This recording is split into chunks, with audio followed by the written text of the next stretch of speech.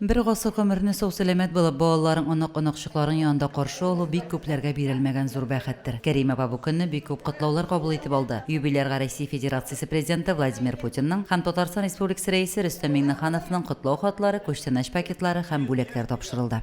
Hürmetli Kerime Seyfettin kızı, sizni bir g'asırlık ömür beyramıgız, 100 yaş tuğan gününüz bilen şın yürekten tebrik etem. Әлеге tantana көңелегезне yaşav җилкендереп, яңа көч өстәсен, тормышыгызны сөенеч һәм мәрхәмәт нурлары белән тутырсын. Әнкәй инде безнең яшьләр безнең үстәгә дүрт безнең Ходай әнкәй сабыр кеше, эшчән кеше, гомергә колхозда фермада эшләдем, әткәй үлгәннән бирле. Әле Аллага шөкер, бүгенге көндә әнкәй үз аягында, үз акылында әле һаман балалар яши. Bizim yana 8 yaştan yalnız kaldı bizden ki etkiden 8 yaştan 60 yıl bula. Ben de ne istedim.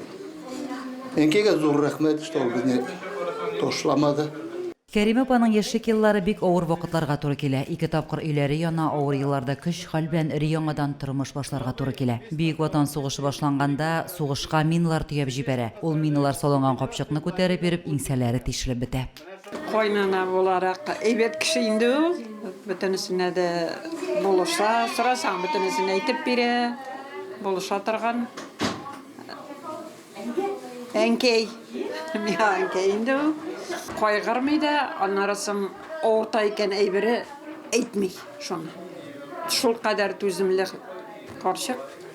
Тормыш иптәше Захир белән 4 балага гомер бүләк итәләр. Кәрим апа хәләле белән 12 ел гына яшәп өлгерә. 40 яшендә ул 4 бала белән тол кала. Иң кечкенәсенә 6 яшьтә тулмаган була әле. Сабыйларына әни дә, әти дә була. 4-сенә дә лаеклы тәрбия бирә. Райондашыбыз бүген Сөйкөй авылында олы улы Фирдәүс белән килене тәрбиясендә гомер кичерә. Калган 3 баласына ел әйләнәсе кунактан кунакка йөри. Кәрим апаның 11 оныгы, 20 оныкчыгы бар. Сентябрьдә бер оныгының тагын бер оныгы дөньяга килгәнен түземсезләнеп көтә ул.